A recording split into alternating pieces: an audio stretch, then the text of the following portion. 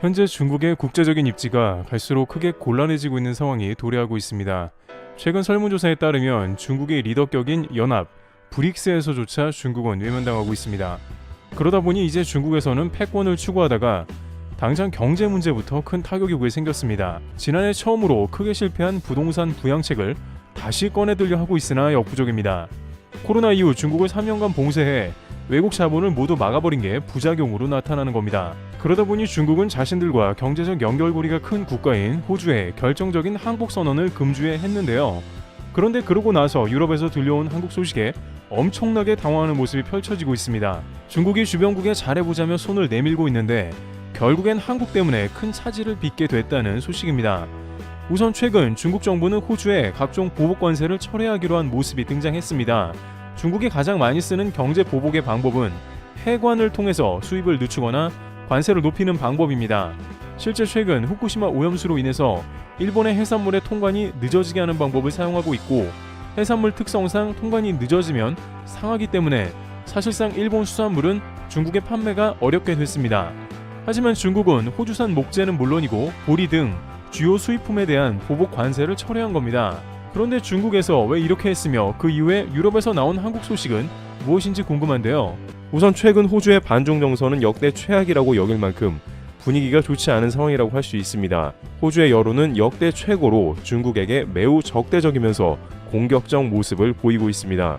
실제 최근 들어 호주에서 중국에 대한 경계심은 상상 이상인 것으로 확인되고 있습니다.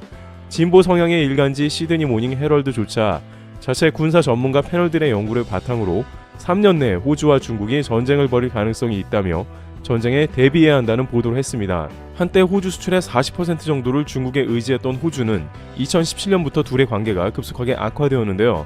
중국의 대규모 부동산 투자에 집값이 천정부지로 올랐고, 거액의 중국계 자금이 정치권으로 흘러들어 과도한 친중 정책이 펼쳐진다는 고발성 보도도 나왔습니다. 실제 호주의 부동산은 아직도 후유증에 시달립니다. 많은 이들이 시드니 등 주요 도시에 거주하다가 높은 렌트비에 변두리로 밀려나가는 사태도 생긴 것이죠. 또한 중국의 알 수 없는 회사들은 호주의 섬을 구매했고 호주인들의 입장을 제한하는 모습도 등장했습니다. 최근 일본 오키나와 남부의 섬이 중국에 팔려 나갔듯 비슷한 상황은 이미 호주에서 일어나고 있던 것이죠.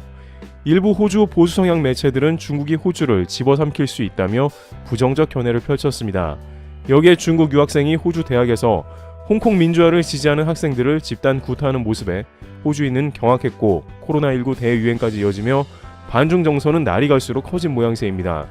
결국 그 가운데 경제관계도 파탄으로 치달았는데, 호주는 2018년 미국의 요청에 발맞춰 5세대 이동통신 5G 사업에서 중국 화웨이의 참여를 배제해버렸습니다. 여기에 당시 스캇 모리슨 호주 총리는 코로나 기원이 중국이라는 주장을 펼치면서 중국 보복이 본격화했습니다. 이에 중국은 호주산 석탄, 소고기, 와인 등의 수입을 사실상 금지시켰고, 이는 한국 사드 보복 이상의 강수였죠. 힘들어진 호주 경제계에서는 중국과 관계 회복에 나서야 한다는 목소리가 나왔지만, 경제만 보고 중국에 굴종해서는 안 된다는 여론이 컸고, 호주는 쿼드와 오커스에 참여하는 등 오히려 반중 노선을 강화하면서 안미 경중 체제에서 친미 반중으로 돌아섰습니다. 그런데 몇 년이 지난 지금 결과로는 이제 서서히 호주와 중국 사이에 해빙 모드가 나오고 있습니다. 중국은 2년 만에 호주산 석탄 수입을 허용하는 등 각종 수입 제한 조치를 풀고 있습니다. 양국의 고위급 회담이 열리고 있으며 중국은 풍부한 자원을 수입할 것이라고 러브콜을 보내고 있습니다. 그런데 이런 맥락에서 보자면 호주 역시 당연히 외교적인 면에서 좀 풀어진 게 아니냐는 의견이 나옵니다만, 그러나 호주는 오히려 중국의 자세와는 상관없이 외교 분야는 더욱 강하게 밀어붙이고 있습니다. 매체에 따르면 호주는 2030년대 초까지 미국에서 건조되는 버지니아급 핵 추진 잠수함 3척을 구매할 예정입니다. 또 2030년 중반까지 2척을 추가로 구매할 수 있는 옵션을 갖습니다. 앤서니 앨버지니 호주 총리는 곧 바이든을 만나 이러한 내용을 발표할 예정이라고 전했습니다. 미국이 프랑스 뒤통수를 때리며 가로챘던 핵 잠수함이 실제 이루어지고 있는 장면이기도 합니다. 여기서 눈여겨볼 점은 핵잠 건조가 미국에서 이루어진다는 점인데, 이는 호주 정부의 요청입니다. 애초에 호주는 모든 방산을 호주에서 생산하는 걸 원칙으로 했고, 한국 레드백 등에도 그런 걸 요구했습니다. 그러나 호주 정부는 팽창하는 중국의 태평양 남하 정책에 예민했으며 당장 바다를 지킬 잠수함이 필요했습니다. 만약 호주에서 건조한다면 기술 이전 등 시간이 더 오래 소요될 것이 분명해 미국에서 건조하기로 한 겁니다. 또한 그 공백 사이에는 미국의 잠수함을 배치해 해결하는 방식으로 간다고 호주 국방부는 전했습니다. 그만큼 호주는 중국 때문에 미국 잠수함을 배치하고 일사천리로 핵잠 건조도 미국에 맡긴다는 얘기입니다. 사실상 무제한 자망이 가능한 핵잠은 태평양에서 중국을 견제하는 데 가장 필요한 자원입니다. 호주가 핵 추진 잠수함을 갖게 되면 전 세계 6번째 핵 추진 잠수함 보유국이 될 전망인데요. 중국은 호주의 핵잠 보유를 반대했으며 이것이 핵무기로 연결될 수 있다며 비판했습니다만, 그럼에도 불구하고 호주는 반중 노선을 결연히 하며 미국과 오히려 국방 협력을 강화하는 모습입니다. 뿐만 아니라 호주는 국가 내부적으로도 각종 중국색을 배제하고 추방하는 모습이 보입니다.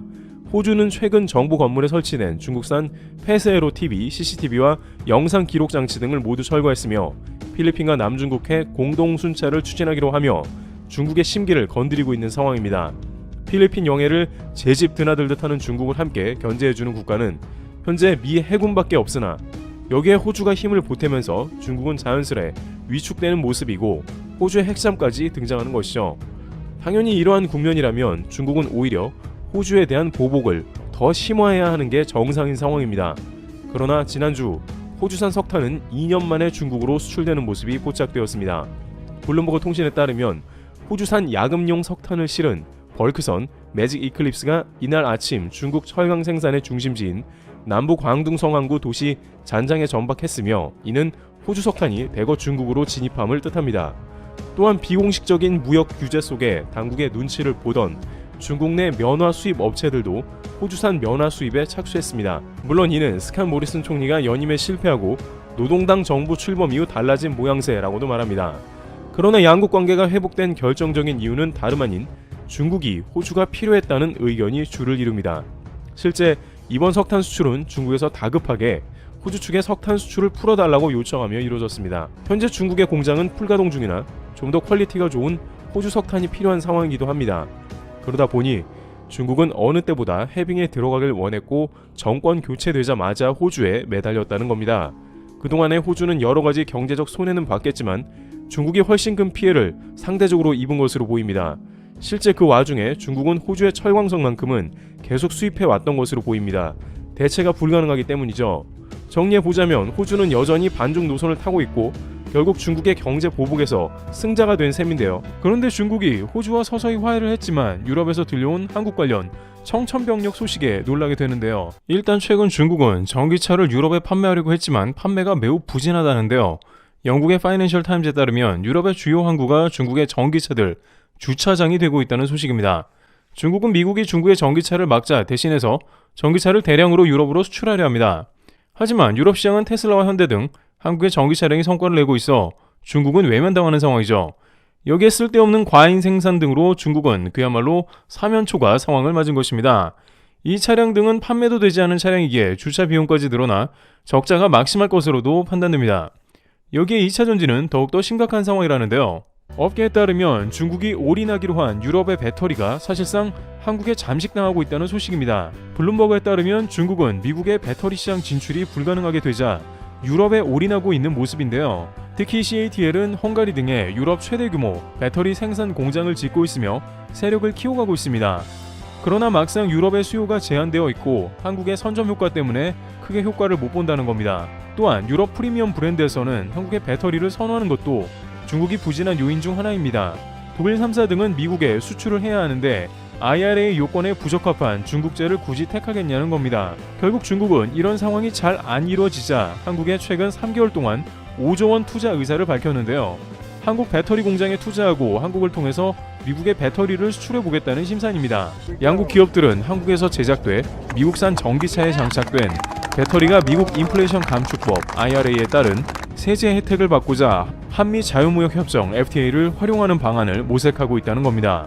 즉 중국 입장에서는 현재 이렇게 해서라도 미국의 배터리를 팔아야 하는 입장으로 한국에 천문학적인 돈을 투자하는 모양새가 나올 수밖에 없다는 이야기이기도 한데요. 물론 이마저 미국에 맡길 수 있기 때문에 중국 입장에서는 미래의 가장 큰 먹거리 중 하나인 2차 전지 시장에서 한국에 크게 당하고 있으며 결국 시장에서 퇴출되는 상황도 고려해야 합니다.